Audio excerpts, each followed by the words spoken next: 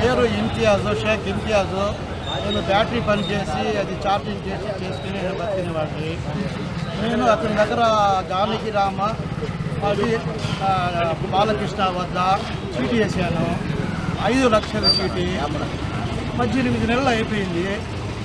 కానీ ఇంకో చీటీ కూడా బతిమలాడు చేసి ఇంకోటి వేసాను. అది 3 నెలలు అయింది.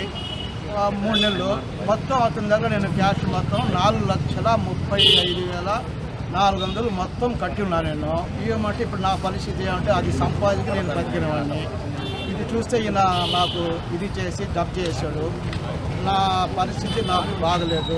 నా వయసు కూడా కొంచెం 64 వయసు అయిపోయింది.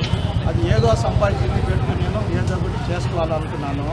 నన్ను ఈయన మోసం చేసి 19వ తేదీ నాడు శుక్రవారం రాత్రి అతను మనిషిని పంపించి 23,600 రూపాయలు కట్టవలసి ఉంది చీటీది 18వ తేదీ.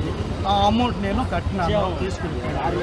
ఈ విషయం నాకు తర్వాత ఆదివారం రోజు నాకు తెలిసింది. ఆదివారం నుంచి నా పరిస్థితి ఏమీ నాకు బాగలేదు. అది ఏదో మీరు అతన్ని బట్టి అతన్ని పిలిపించి అతని వద్ద డైరీలు ఉంటాయి. ఆ డైరీల్లో ఎవరెవరికి ఏముండదో ఏదో నాకు రావాల్సిందని మీరు దయచేసి నన్ను నా వయసును చూసి మీరు నాకు న్యాయం చేయాల్సినదిగా ఎమ్మెల్యే గారిని, మన సిఏ గారిని, మన ఎస్ఏ గారిని అందరినీ దీవించి లాస్ట్ మన చంద్రబాబు నాయుడు గారిని కూడా నేను అతని దగ్గర ఎన్నో ఇది చేయాలనుకుంటున్నాను. నన్ను న్యాయం చేసి నన్ను ఇది చేయాల్సింది. తర్వాత ఏదైనా జరిగితే నా పరిస్థితి ఏమవుతుందో నాకే తెలియదు.